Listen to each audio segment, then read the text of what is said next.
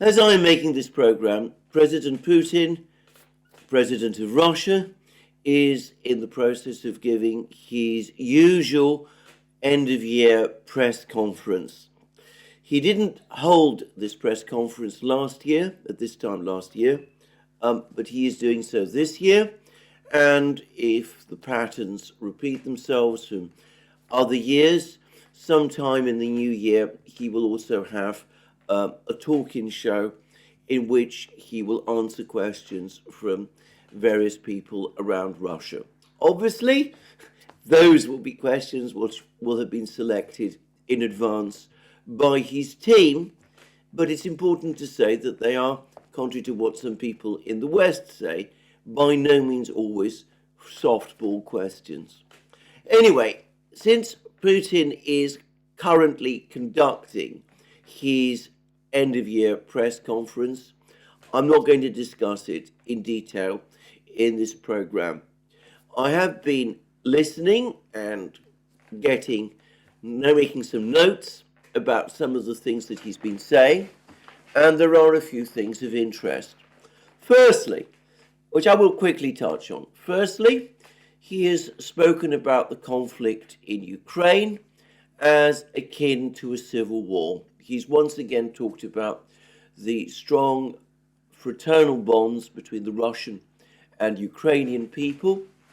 And for the first time that I'm aware of, he's spoken of this current conflict, the current fighting, as having about it something of the character of a civil war. Now, this is fully in line with the recent statements we have been getting from Russian officials, taking their cue from Putin himself, that Ukrainians, Russians, and Belarusians form a triune, that they are three parts of one people, which is ultimately the Russian people. And we can see that slowly, carefully, very methodically, as is his way, Putin is edging closer and closer to that position. This is no longer a conflict between states. It is a conflict which has the quality of a civil war. The second is that he went to some length to make it clear that the areas of southeast Ukraine, where the fighting is, by the way, currently still ongoing, is historic Russian territory. And he again spoke of Odessa as a Russian city. He said everybody knows it.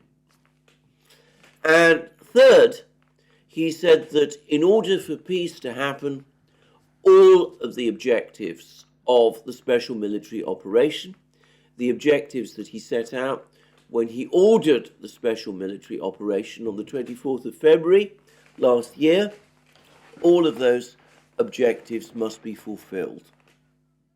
Now, to reiterate, that means no membership of NATO by Ukraine,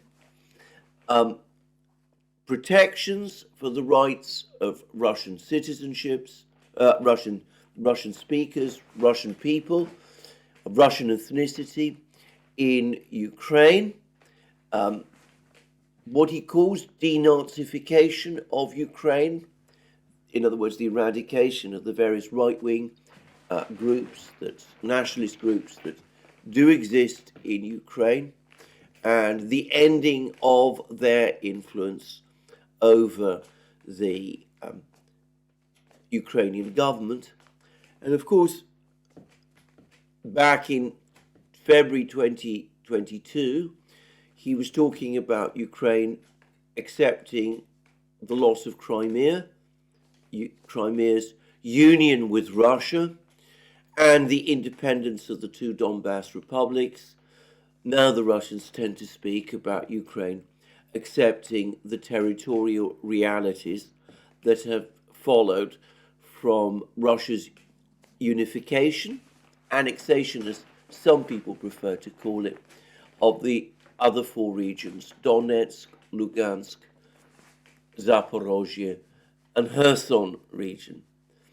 So Putin says that the Russians have never wavered from pursuing these objectives, and they will continue to pursue these objectives. And the conflict, the special military operation, the war, if you prefer, will not end until they are fully achieved. Now, this last point, by the way, and in parenthesis, to my mind, finally and conclusively demolishes the suggestion that there is some sort of back-channel negotiation taking place between General Zelensky of Ukraine and General Gerasimov of the Russian General Staff, whereby Ukraine recognizes the loss of the 4 regions, or at least accepts the loss of of the territory, former Ukrainian territory, physically occupied by the Russians, but in return, and with certain minor concessions, Russia accepts that Ukraine will one day enter NATO. Putin has just made it absolutely clear that that isn't going to happen. He's ruled out any peace based on what was said to be the discussions taking place between Gerasimov and Zelensky. Now, I never for a moment believed that those talks were taking place, or that if they were taking place, that they were taking the character that was being suggested. I've said before that I think that whoever informed Seymour Hersh about these mythical Zelensky-Gerasimov talks was selling him something that really wasn't happening. And perhaps we might take note of the fact that this information was presumably provided by that source for some particular purpose. I'm not going to return to this topic again. As I said, Putin has in effect ruled any idea of a peace on that basis fully and completely out. Now, Putin did say a number of other things. He discussed briefly the state of the military operations in Ukraine at the moment. He said that the Russians are modestly advancing. The Russian Defense Ministry, Sergei Shoigu, has spoken about the current military operations that the Russians are conducting in various places, their advances on Avdiivka, in Bakhmut, in the Vremivka salient, all of these places, as the Russians remaining overall on the strategic defensive, but improving their positions, exploiting opportunities created by the weakness and disarray of the Ukrainians.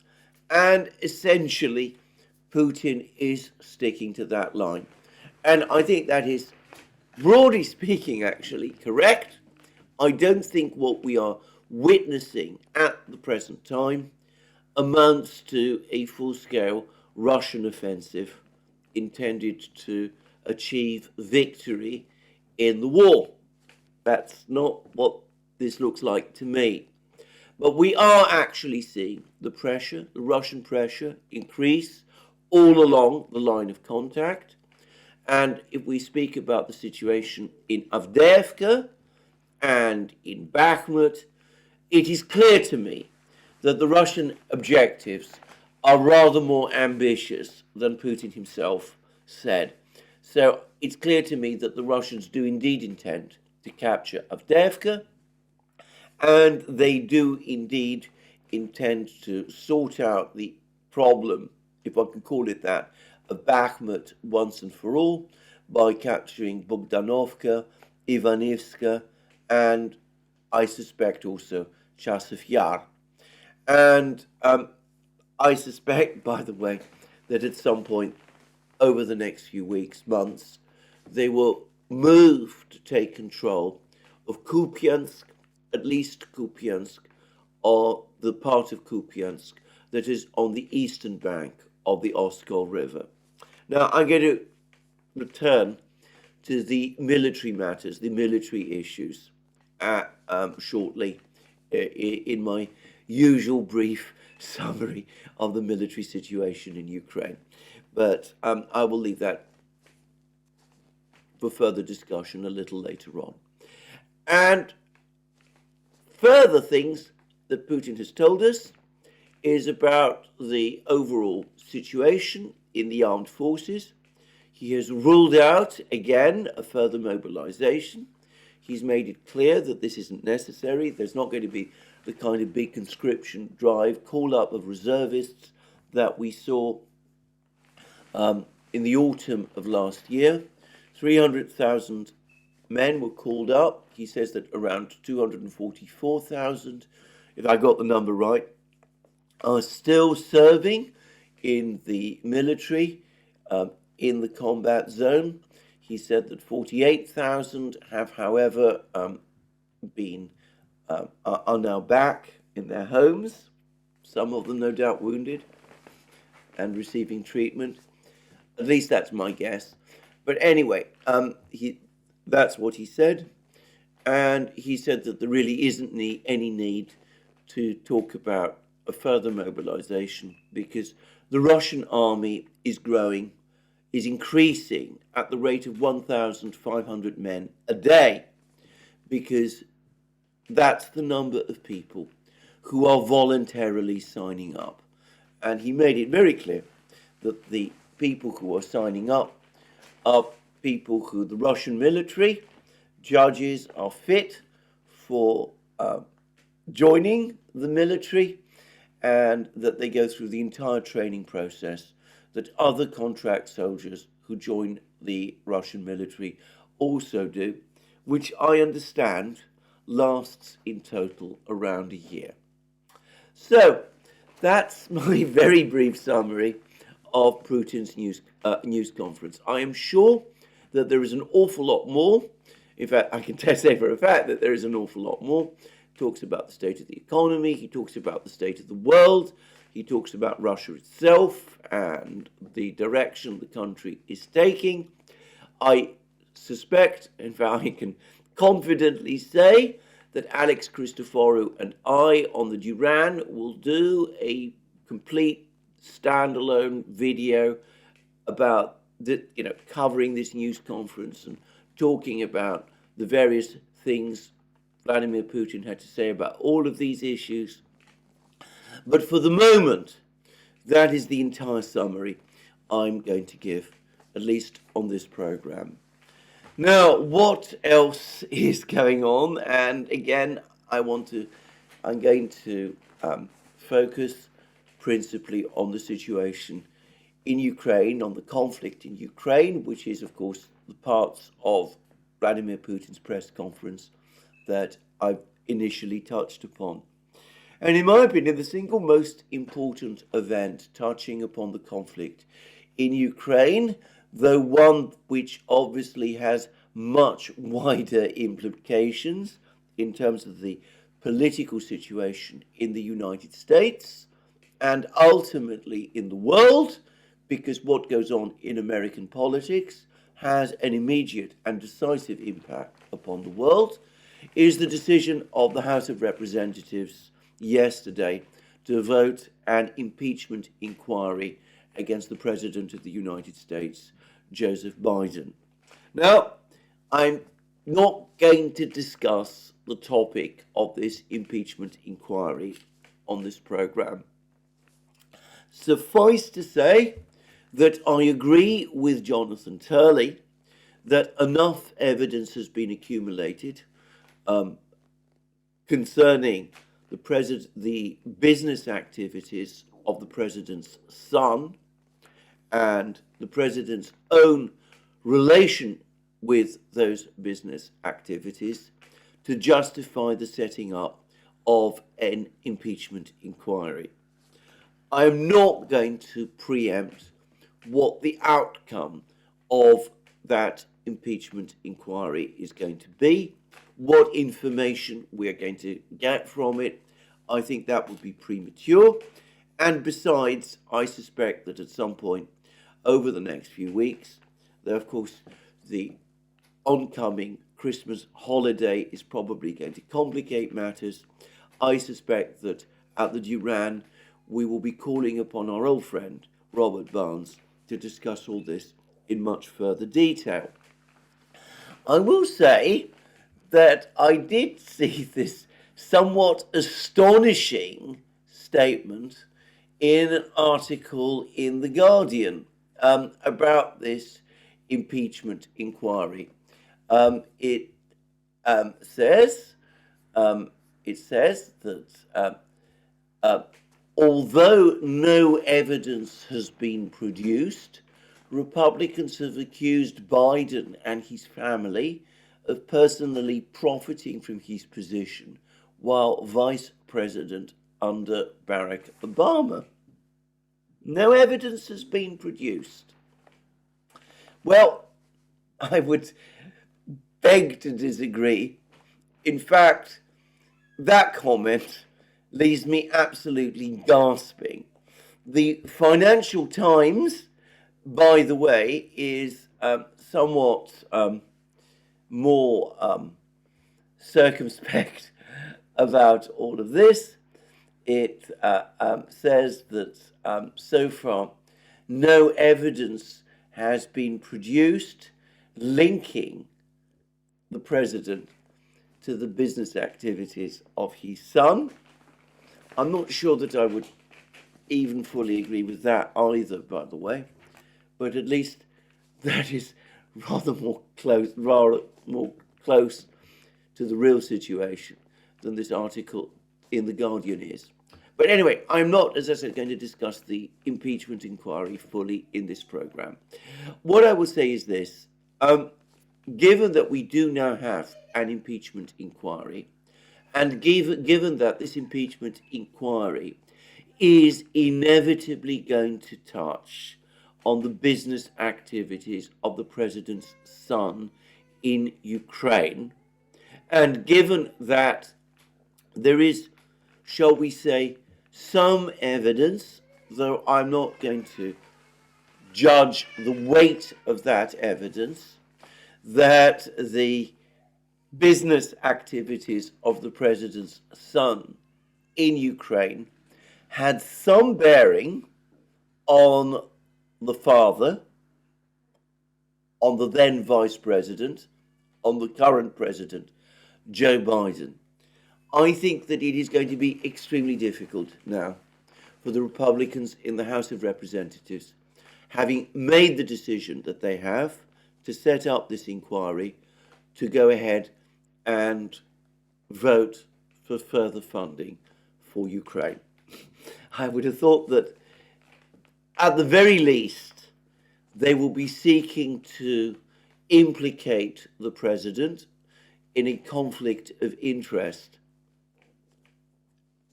concerning Ukraine. And I don't see myself how the Republicans can reconcile that easily with voting further appropriations for Ukraine. I'm choosing my words very carefully, as people will no doubt appreciate.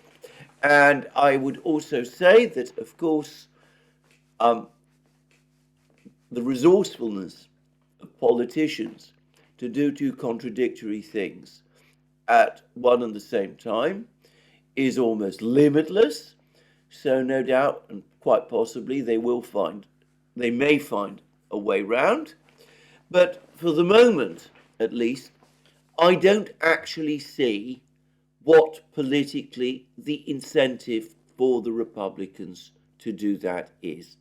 Why would they want to get President Biden out of trouble in Ukraine, either in terms of the issues that are before the impeachment inquiry or in relation to the general political military situation in that country? So that's the first thing I want to say. The second is that though the media in Britain and the United States, and indeed across the collective West, is going to work incredibly hard to give this impeachment inquiry as little attention as they probably can over the next few weeks and months.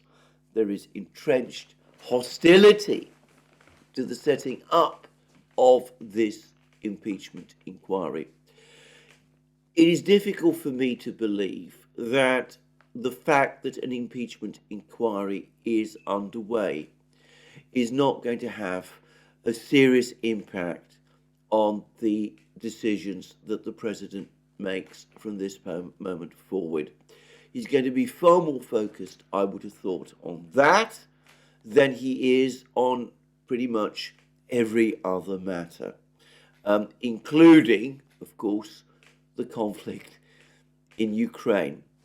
So, for the Ukrainians, this is a blow. It makes it less likely, significantly less likely, that they're going to get continued funding and support from the United States.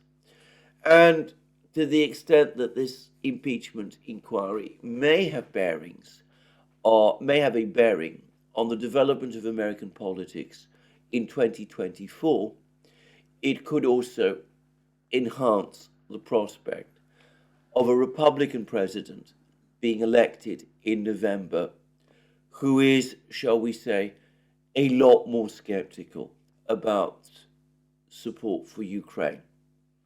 So that's one big event that has taken place, and its importance should not be underestimated. Now, we are getting a multiplicity of reports from Ukrainian channels about President Zelensky's mood in the aftermath of his visit to Washington. And the general consensus appears to be that he is in a somber mood, that he recognizes that his trip to Washington was a failure, that he is up against an immovable force in terms of the Republicans in Congress, that they have now hardened in their position and have united in their opposition to further funding for Ukraine, unless the President, Joe Biden, makes big concessions on immigration policy, which, again, I think it would be very difficult for the President to make. And I suspect also that President Zelensky is also unhappy about the advice that he was given by the officials in the White House whilst he was in the United States. He now has to contend with General Cavoli and General Aguto, micromanaging the conflict in Ukraine. The Americans are insisting that Ukraine go onto the defensive. They want to prolong the war, as I've said, in my opinion, until the election is over in November. They're spinning stories about the fact that they want to do that in order to get Ukraine in a better negotiating position by the end of 2024 or the beginning of 2025. But as I've said previously, it is the election in November 2024 that is the overriding concern. And besides, for Zelensky, he now has to face the prospect of returning to Kiev and going there empty-handed. He went to Washington. He pleaded with Republican congressmen, with senators, and with House Speaker Mike Johnson, trying to get them to agree to funding for Ukraine, and he didn't succeed. And perhaps because Zelensky recognizes that his trip was a failure, that the Americans have told him that for the moment at least, they're not in a position to provide much more in the way of money and weapons, and because he's also been instructed by the Americans to tell the Ukrainians that they must henceforth adopt a purely defensive strategy to prolong the war, with no real sign that the US is prepared to back Ukraine until a final victory. And with almost certainly pressure on Zelensky of some kind to initiate negotiations with the Russians. Because Zelensky is having to come to Kiev and give all of this bad news, it seems that he's showing a certain reluctance to return and has been finding ways to prolong his journey. So he visited Norway, he met with the King of Norway and with members of the Norwegian government. I in no way want to say in any way that Norway is not an important and well-run country, and of course it's been a stalwart supporter of Ukraine in this conflict, but realistically it is not a major decision maker or a big player, and one does wonder what the point of that visit was.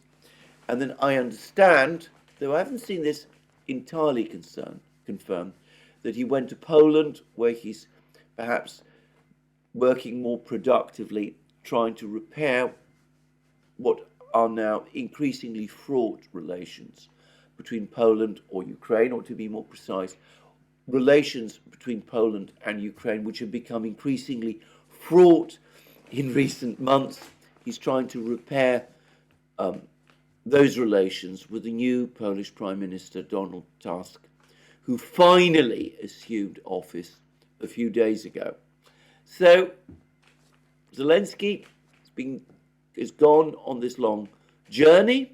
Poland is important. They've been trying to take steps in Poland to unblock the roads leading into Ukraine, something which might, by the way, result in the new Polish government facing protests, but that's something to discuss further in the future. But anyway, Poland, definitely an important country, but again, not a major decision maker. So it seems, it's interesting that Zelensky did not visit Britain or France or Germany, the big three in Europe, but he did visit these two other countries. I assume that thereafter he will return to Kiev, and perhaps by the time this program has been made, he is already there. Anyway, we shall see.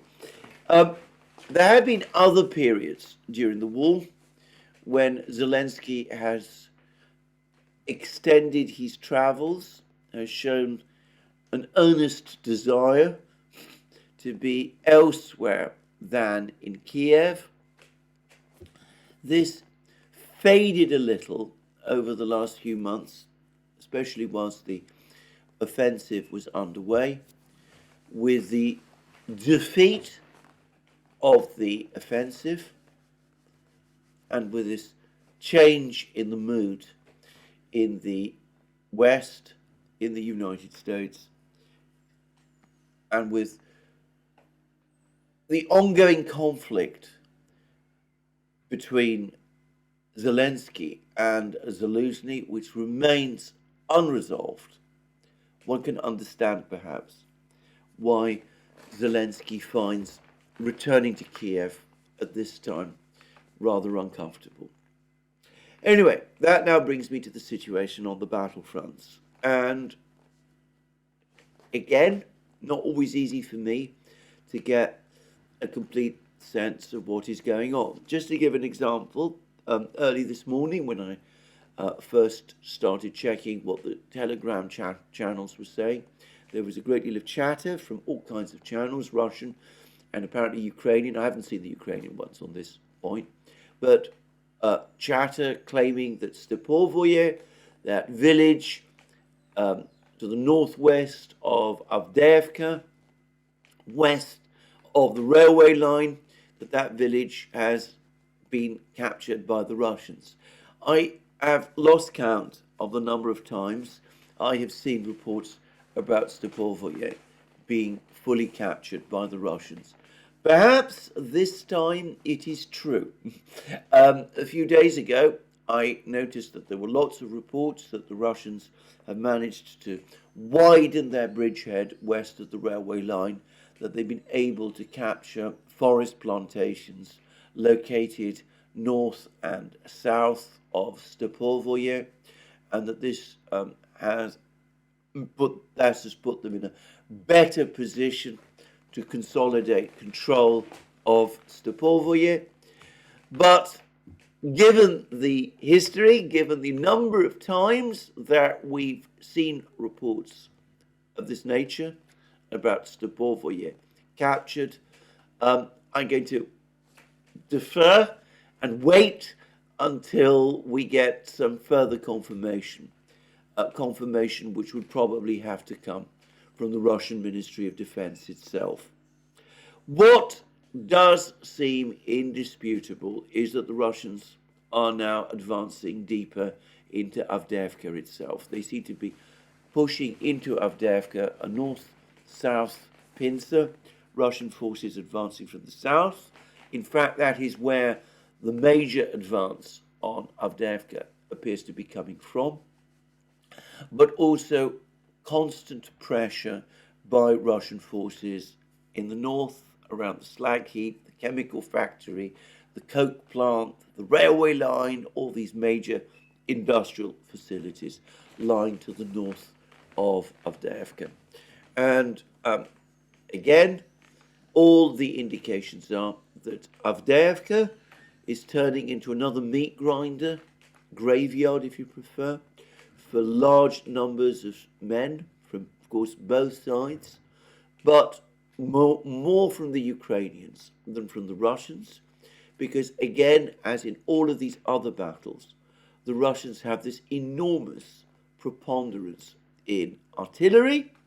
They have an active air force, which is able to launch bombing strikes now on Ukrainian positions. They have fleets of drones that they can deploy. The weather is not always suitable for deploying drones. And it seems to me that, again, there is an unwillingness in the West to acknowledge this truth. And I say that because CNN, I think it was CNN, recently informed us about a intelligence assessment that had been provided to Congress in connection with the administration's lobbying recently to get House Republicans and the Senate to vote for funding for Ukraine. And this intelligence assessment comes up with some absolutely fantastical claims about Russian losses. So, according to this assessment, 87% of the troops, the army that Russia first deployed in Ukraine back in February, March 2022 has been destroyed, killed, or wounded. Russia has lost something like 2/3 of its tanks. Reading these extraordinary claims, you would be left wondering how it is possible for the Russians to continue fighting at all, much less carry out these operations in places like Avdiivka and Bakhmut and in other places that I'm going to shortly talk about. I've noticed that even the British media this time has downplayed reporting of these American estimates. And I strongly suspect that Republicans in Congress no longer believe them. One of the fundamental problems is that the West has made so many extraordinary claims about Russia, about Russian losses, about Russian economic limitations, that credibility by now has been shot to pieces.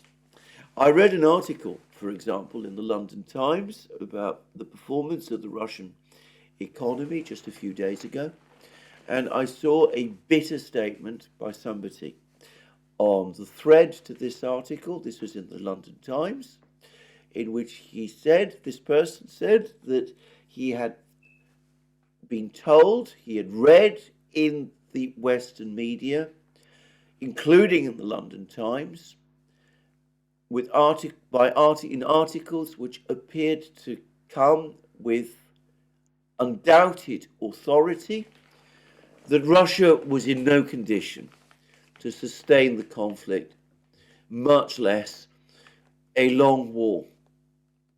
And given what has happened, he no longer believes anything. He has ceased to believe anything that he is being told.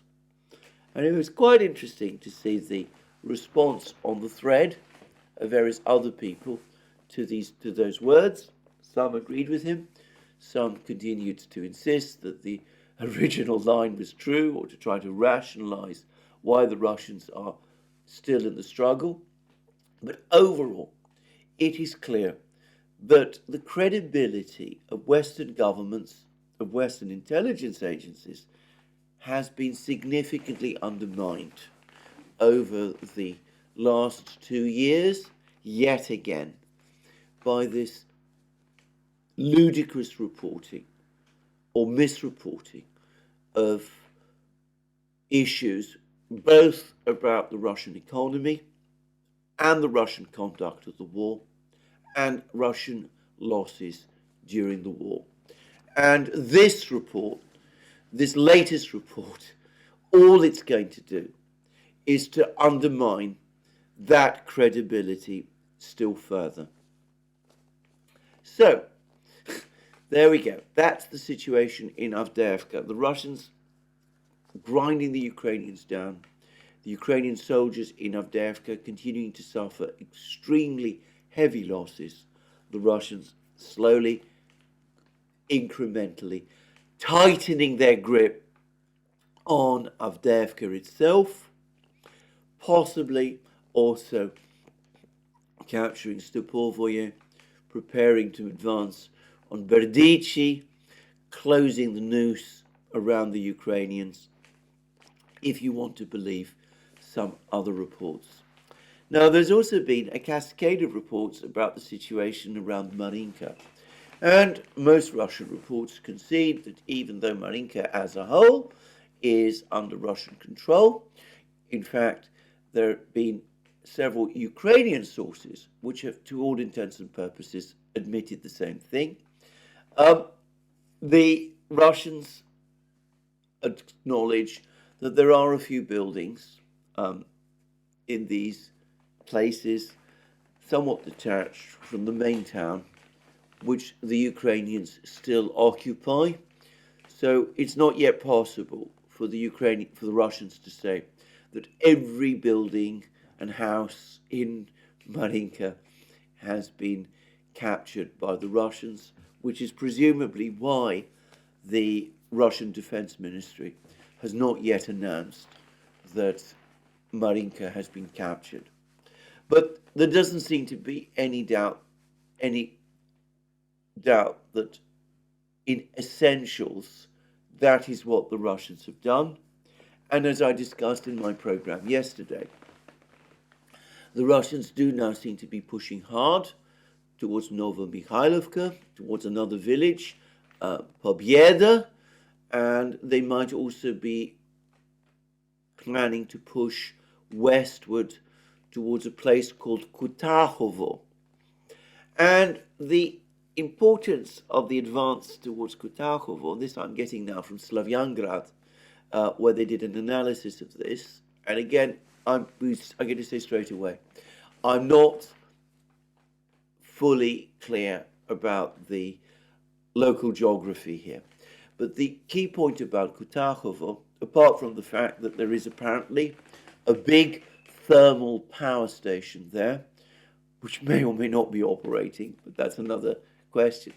The point about Kutahovo is that it is about 14 kilometers away from Russian positions, and that if the Russians are able to advance there, that will put them in the rear of Ukrainian positions in Vuhledar, and presumably in a position where they can interdict, they can interfere, or perhaps even cut off Ukrainian supplies to Vuhledar. Now, I've long heard for about a year now that the battles in Marinka and Vuhledar are in some way interconnected with each other, and this peace in Slavyangrad appears to confirm that. But anyway, that's not yet happened. That may be what the Russians are now working towards. We shall have to wait and see. But it does seem that the Russians are, one way or the other, expanding the areas under their control, in having now captured Marinka itself. And they seem to be doing much the same thing around Bakhmut. There's been a lot of reports, again, about what is going on in Bakhmut. Apparently, fighting now has basically started with a view to capturing Bogdanovka. The Russians also seem to be advancing north from Solidar towards Siversk. The Ukrainians are continuing, apparently, to withdraw troops from the Bakhmut area towards Avdiivka, which clearly now has the overriding priority. And there's even more reports about the Russians launching offensives, launching attacks in the direction of Chasiv Yar itself in order to capture Chasiv Yar. And further north still, some reports now that the Ukrainian attack on Gorlovka, an attack that Zelensky tried to order apparently many months ago, according to Time magazine, which Ukrainian generals refused to carry out because they thought that it was misconceived, that the Ukrainians nonetheless did carry out a few weeks ago, some people thinking that this was done in order to divert forces away, Russian forces away from Avdiivka, something which didn't happen, by the way. Anyway, this attack on Gorlovka, it seems, has now finally and conclusively petered out. And there are some reports which suggest that the Russians have regained control of all of the positions that the Ukrainians ephemerally recaptured or captured over the course of their attack on Gorlovka. Anyway, those seem to me to be the most important developments in the fighting at the moment. Big battles in Avdiivka, still the major center of the fighting.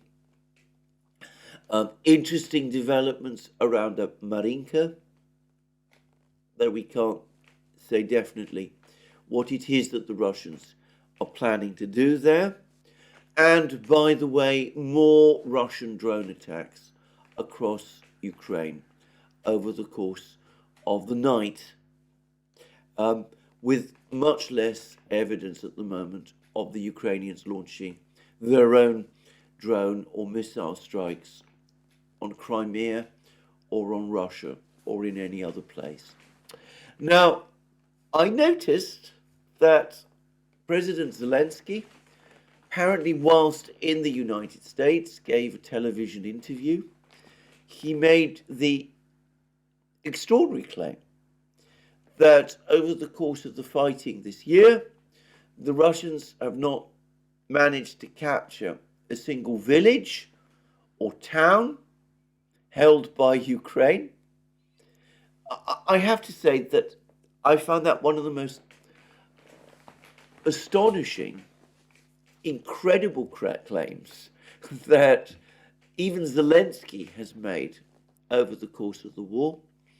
It means that the capture of places like Solidar and Bakhmut, the fall of Bakhmut is something which Zelensky himself, of course, has never formally acknowledged. There's never been formal acceptance by the Ukrainian government that Bakhmut has actually fallen, even though it is universally known, including in Ukraine, that this is the case. Anyway, Solidar, Bakhmut, all the villages around Bakhmut, Kurdumovka, all of those other places, Paraskovyevka, that the Russians captured, the Wagner organization captured, they have not apparently been captured, according to Zelensky. The Russian advances, the apparent Russian capture of Marinka, that apparently hasn't happened either. I have to say that just as with these American intelligence estimates, which are so fantastical and so ridiculous, and which, again, presumably are based on Ukrainian claims of Russian casualties. These fantastic claims that President Zelensky is making about continued progress by Ukraine in the war. He again touted this famous naval victory in the Black Sea that Ukraine is supposed to have achieved, one which, as I've said in several programs now, exists almost entirely in the imagination, not just of Zelensky, but of many commentators. But anyway, put that aside. All of these fantastical claims, ultimately all that they do is that they undermine Zelensky's credibility and by extension Ukraine's. In Time magazine, Simon Schuster, the journalist who wrote up Time magazine, the piece about Time magazine, the recent piece in Time magazine, said that more and more of the people around Zelensky are starting to fear that he has descended into a delusional and messianic mindset. This grotesque claim that Ukraine hasn't lost a single village over the course of the entirety of 2023 appears to confirm that. And Republicans who must be watching these interviews, I can't help but think that that is going to harden their belief that there is no logic or sense in sustaining further support for Ukraine.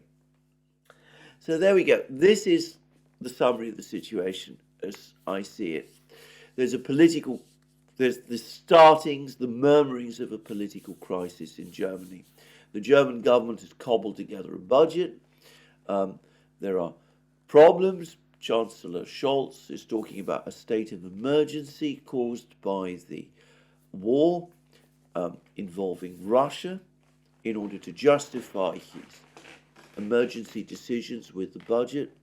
The Free Democrats are deeply unhappy. I can't help but think that the coalition's days in Berlin are now numbered, though what comes after is difficult to see. Britain's rhetoric in support for Ukraine remains as strong as ever, but in terms of its supplies of equipment, even funding, that seems to be essentially at a stop. There's been no authorization of further funding by Britain for Ukraine, apparently. Sources are telling the media that this is still under consideration. The same sources are saying that the funding might even be increased when this review of the funding is completed. But it seems much more likely in the present circumstances that British funding for Ukraine, running at around £2.3 billion a year, is more likely to be cut than increased, given the budgetary problems in Britain as well, and the fact that in the last month it is now confirmed that Britain's economy began contracting. So, dwindling Western support for Ukraine, Putin in a confident mood from what I could see of him in the press conference, Zelensky in a somber mood, afraid perhaps, or unwilling perhaps, or nervous perhaps, to come to Kiev, and the Russians continuing to make steady progress on the battle lines, with progress in Avdiivka and Marinka in particular, showing signs that the Russian momentum, in these places at least, is accelerating. Now, all of this brings us back to this vexed issue of what to do next. And there's been some very interesting articles about all of this. And before I touch on what the West should do, I must deal with an article in National Interest by David Hendrickson. And this is the kind of article that starts to appear when people start to understand that a war is being lost. By the way, on that point, there is an article in the Washington Post now that has come out and said that there is the talk of stalemate in this war is misjudged. There is, in fact, a real possibility that Ukraine is going to lose the war. I've not had time to read this article. I will no doubt return to it later in my next program. But when people start to sense that things are going badly wrong, they start going back and start looking at things which happened before, and they try to construct alibis. And this article by Hendrickson takes up the topic of the Istanbul negotiations and the agreement that was reached in draft between the Ukrainians and the Russians in Istanbul, but which never came to fruition. And Hendrickson's essential point is that no, the US did not sabotage Russia-Ukraine peace. The Istanbul Accords were a phantom. The parties remained far apart on crucial issues, and the United States adamantly opposed a negotiated settlement, as did the Ukrainian government. Now, notice that the article says that the United States did not sabotage Russia-Ukrainian peace, but it admits, and these are just from the titles now, the title and the subtitle, but it then immediately repeats that the United States adamantly opposed a negotiated settlement. There is an obvious contradiction here. Now, this topic of what happened in Istanbul and in the negotiations that preceded it is becoming a very, very vexed one. And it's one that I am afraid I'm going to have to return to, because I suspect that this article in National Interest is going to gain a great deal of traction. The first thing to say is that the role of Britain and the United States in sabotaging the accords that were reached in Istanbul is not a phantom or a myth.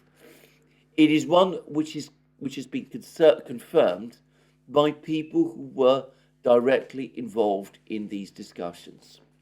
These include people like the former German Chancellor Gerhard Schröder, the Turkish Foreign Minister Cavusoglu, the former Israeli Prime Minister Naftali Bennett, and the head of Ukraine's negotiating team at the talks, David Arahamia.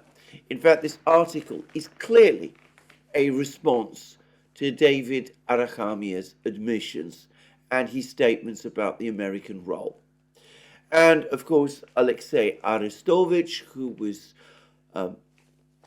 Zelensky's spokesman and spin doctor at the time, has also essentially confirmed this. But perhaps we shouldn't put too much weight on what Arestovich says. But all of the others, Schroeder, Cavusoglu, Naftali Bennett, Arahamia, their collective testimony on this is decisive. There is no way that one can argue around it.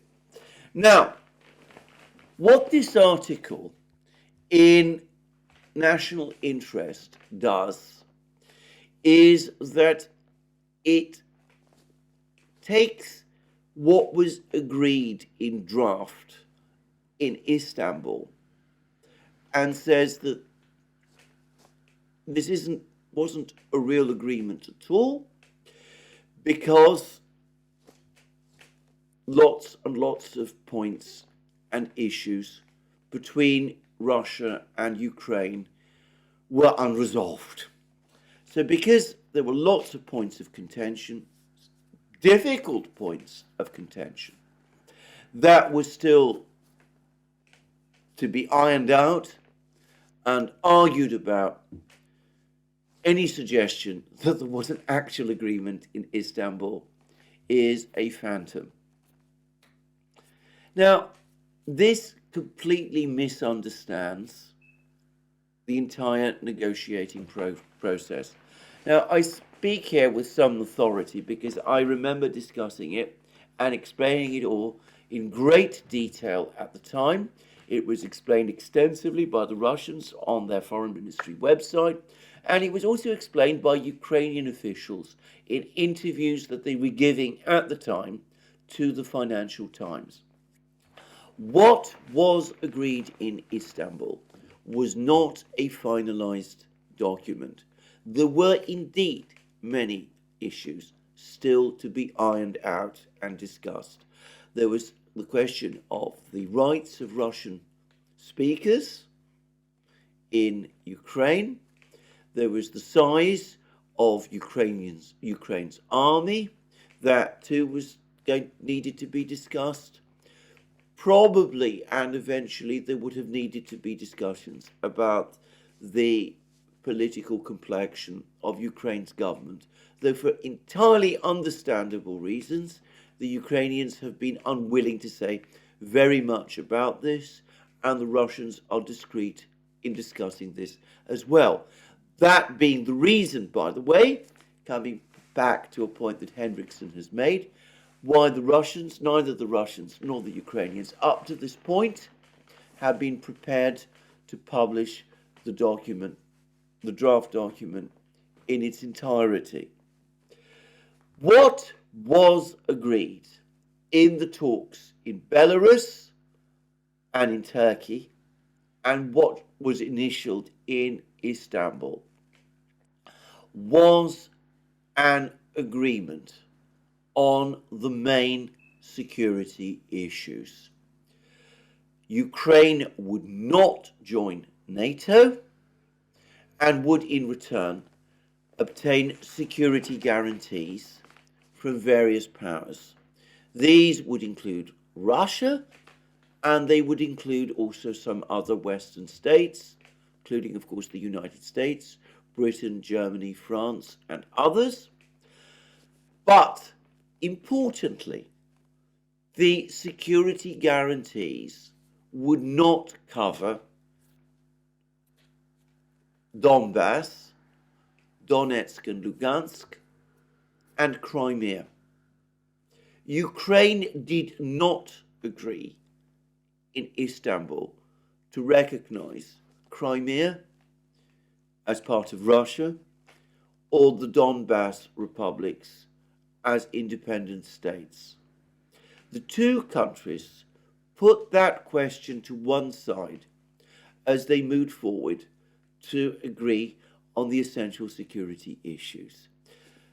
By excluding Crimea and Donbass, Donetsk and Lugansk from the security guarantees, Ukraine's security guarantees, Ukraine was acknowledging that these territories were in contention and that their future status would be determined in further negotiations. And the same applies to all the various other issues that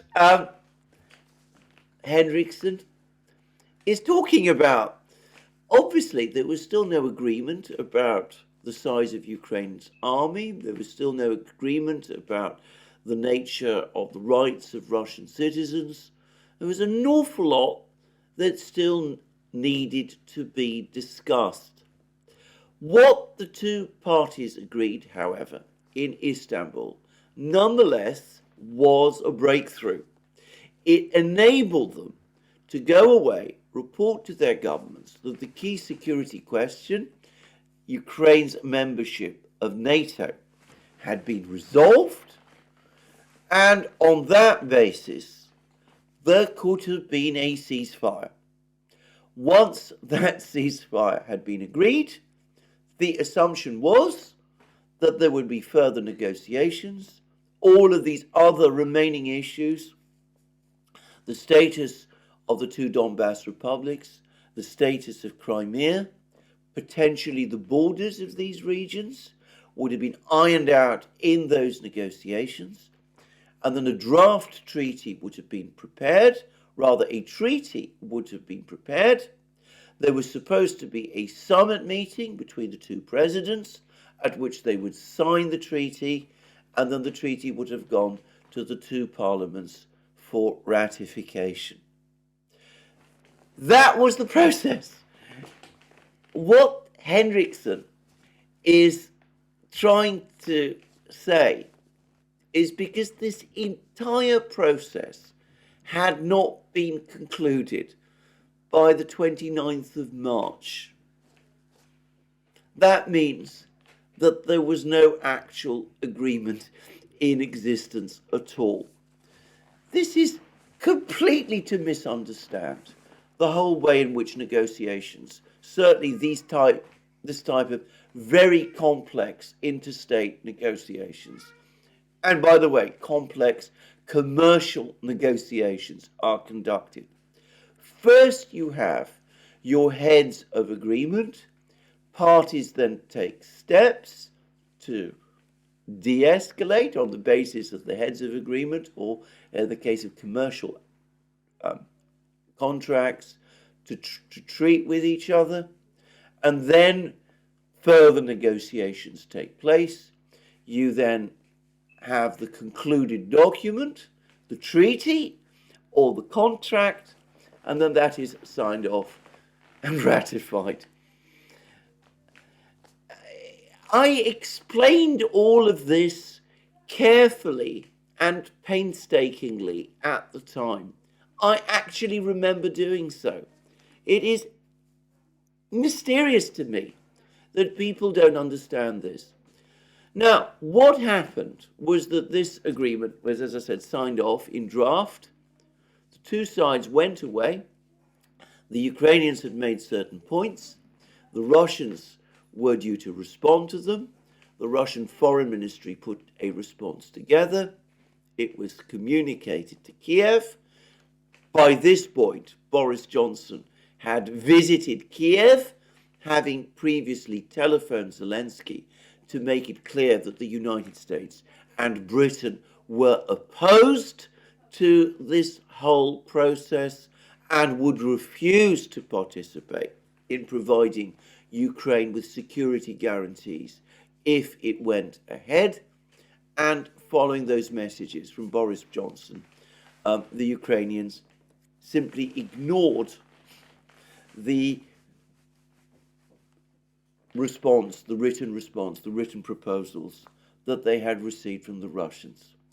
And the Russians followed up. They sent various messages throughout April, as I remember, to Kiev, asking for the Ukrainians to come back and to let them know what they were minded to do. And the Ukrainians simply ignored all of those Russian requests. And then eventually the Russians came to realize that the whole process had been switched off. And from that point, one could say that the war in earnest really began. Now, I've explained this all in a very painstaking and careful way. I noticed that Henriksen does not dispute that Boris Johnson did indeed go to Kiev and tell the Ukrainians that the West would not sign anything with the Russians at all, and let's just fight.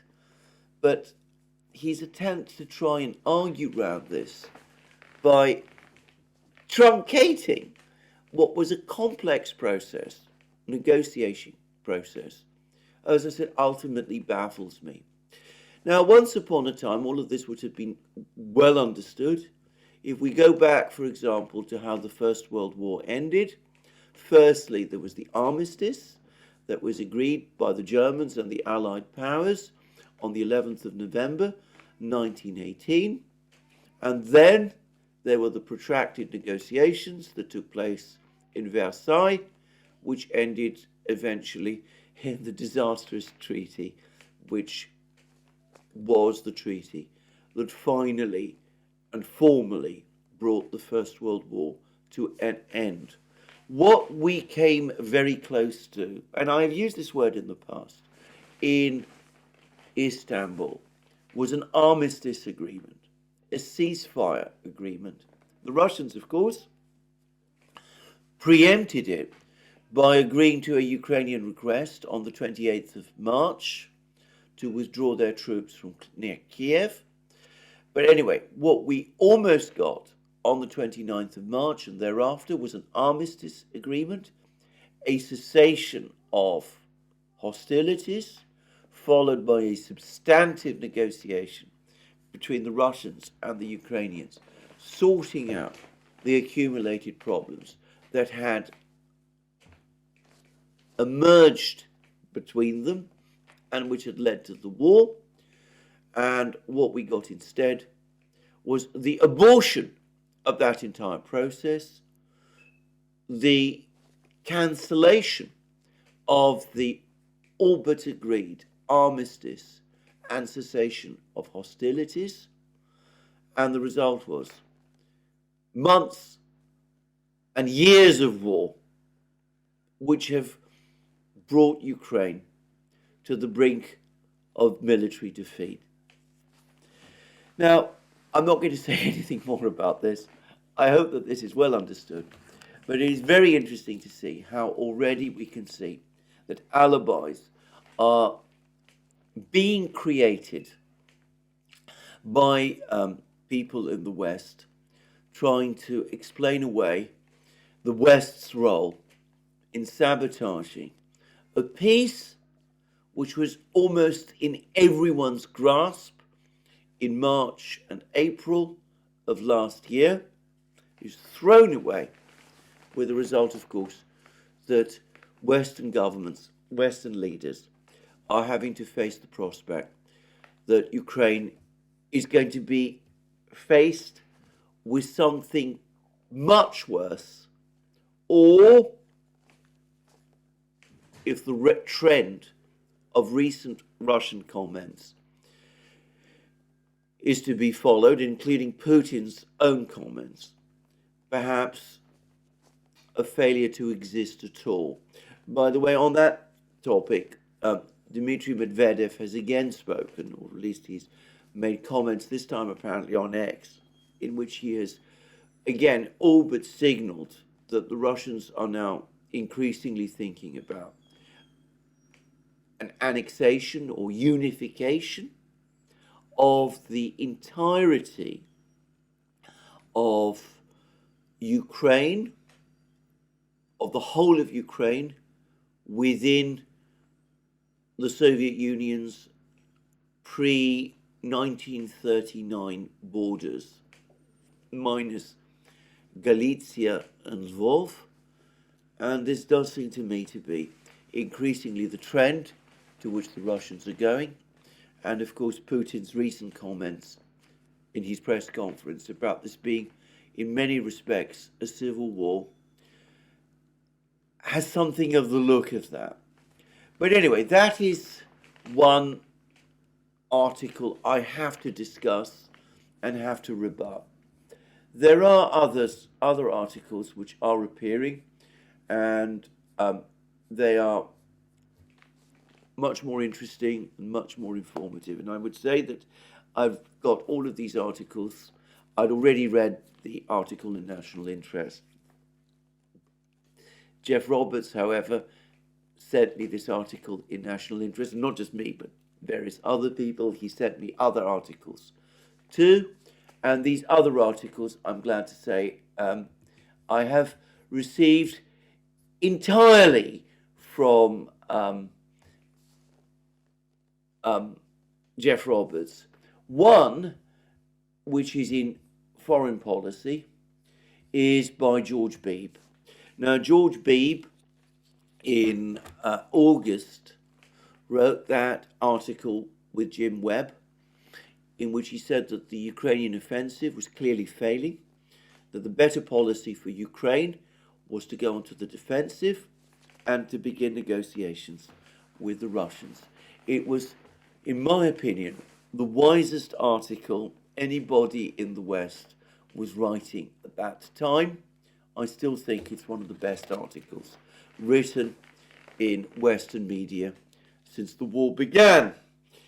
George Beebe has now followed up that article with a new article, which is in foreign policy. And I think this article contains certain things which I am not fully in agreement with, but overall it remains excellent. He again says that assumptions that Russia is going to be defeated, that have no basis in reality. He counters the idea that the war is in stalemate. He says things like this: recalibrating our hopes on a long-term stalemate would be a grave error. It's true the front lines have not moved substantially over the past year, but by the metric of how many soldiers and munitions each side can send into battle, Ukraine is losing the war. With a population less than a quarter of Russia's, suffering from large battlefield losses and millions of refugees, Ukraine has stark disadvantages, waging a war of attrition. Western armament production is lagging far behind that of Russia and its partners, and the Gaza conflict is multiplying competing demands. Even if the West sustains current levels of military and economic aid, far from a certain prospect, Ukraine will grow weaker the longer the war continues. Even if the front lines stabilize, few donors will invest in the hundreds of billions of dollars needed for Ukraine's reconstruction. So he says that the best possible outcome for Ukraine would be a failed fortress state, but it is much more likely that if present trends continue, which they will, the war will end in an outright Ukrainian defeat. And he also says that Russia's poo-poos the notion that Russia's economy is going to break down as a result of Western sanctions. He says that Russia's economy is in greater danger of overheating from accelerated military production than strangulating from lack of trade. That is an understandable comment, by the way, about overheating from accelerated military production. I don't fully agree with it, but I'm not going to discuss it in detail in this program. But anyway, he then turns to what needs to be done. He acknowledges that the United States is not going to be in a position to intervene militarily directly in this conflict. He says that, as President Biden correctly said, for the United States to do that, that would be, in effect, starting World War III. And he doesn't think that that is a realistic option. And I agree. Some people are already treating the arrival of General Aguto and his team of advisors to Kiev as a sign of mission creep of the United States inserting advisors into Kiev, into Ukraine, in the same way that American advisors were previously fed into Vietnam. I don't agree. I think that even the Biden administration understands the enormous political risks of doing any such thing and the danger that the Republican Party, already refusing funding, if it found out that something like that were happening, that it would react in ways which, let us say, would not be to the Biden administration's advantage. I think that General Aguto has been sent to Kiev to put the Kiev house in order and to micromanage the war, not in order to insert American advisors into anything that might conceivably resemble a combat role. So I agree with Beeb. I don't think that there is going to be a direct American intervention in Ukraine. I think the danger of that has gone. Beeb then talks about what the administration is currently doing, that the administration is privately pressing the Zelensky government to seek a settlement with Russia. Whilst this has obvious appeal for Putin, as it might sidestep criticism he would get for engaging directly with Putin, it is likely to fail. Placing the onus on Zelensky for seeking peace with Russia would put him at risk politically from Ukraine's hardliners, and Russian officials insist that only Washington can address their concerns about Europe's NATO-centric security order that underpinned Putin's decision to invade. And on that, I agree with Beeb completely. And then Beeb makes what seems to me the only suggests the only possible way out of this situation. If the US government really wants to look for a sustainable way out of this conflict, that leaves direct, albeit discreet, discussions between Washington and Moscow about a compromise enabling Ukraine securely to rebuild and thrive, whilst also addressing Russian concerns about perceived threats from NATO and its involvement in Ukraine. This presupposes some level of continued aid to Ukraine, without which Russia would have no incentives to compromise. Well, that's another thing. But then the current Washington consensus dismisses not only the desirability of such engagement, but also its possibility, arguing that Putin has no interest in such talks. Preemptively dismissing this possibility is unwise. Yes, Putin believes Russia has the momentum in the war and doubts Washington would negotiate in good faith. But then Beeb goes on to make various points as to why Putin might be willing to talk to the Americans despite all of that, not all of which, by the way, I agree with. The key thing to understand about Putin's willingness to talk with the Americans is that he has made it clear that he is prepared to talk with the Americans. He made a comment some weeks ago in which he said that he did not expect that there would be any possible negotiation with the Europeans anytime soon, but it was likely that the Americans and the Russians, between them, would find the basis for an understanding. And there is a compelling reason why the Russians would want to reach an understanding with the Americans. And that is nothing to do with the various things that Beeb is talking about, which deal with issues of trade and economics and things of that kind, which I think are minimal and perhaps even non-existent factors in Russian calculations. It is that what the Russians above all seek is security and stability in their western borders, which means security and stability in Europe. And they understand that that can only be achieved through some kind of understanding with the United States.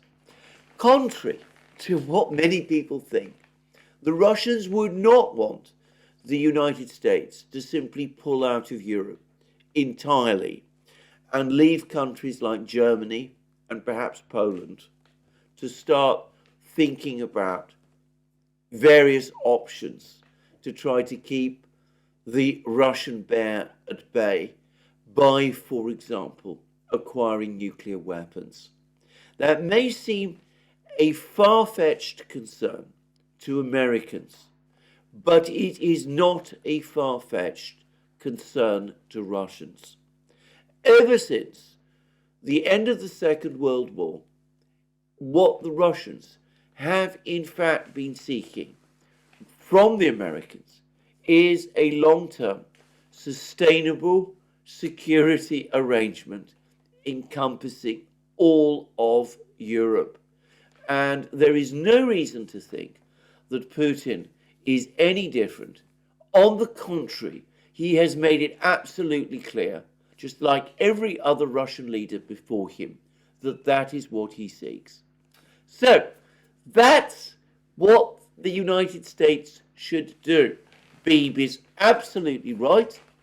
We've seen how the attempt to disregard Russian security concerns by expanding NATO relentlessly eastwards and by trying all kinds of regime change operations in all kinds of states on Russia's periphery, including, and by the way, also in Moscow itself, has brought the entire American-led order in Europe to crisis, how it risks inflicting upon the United States a massive geopolitical debacle if there is a clear-cut defeat in Ukraine, how it might also create a situation where the United States is obliged to continue to commit vast military forces to Europe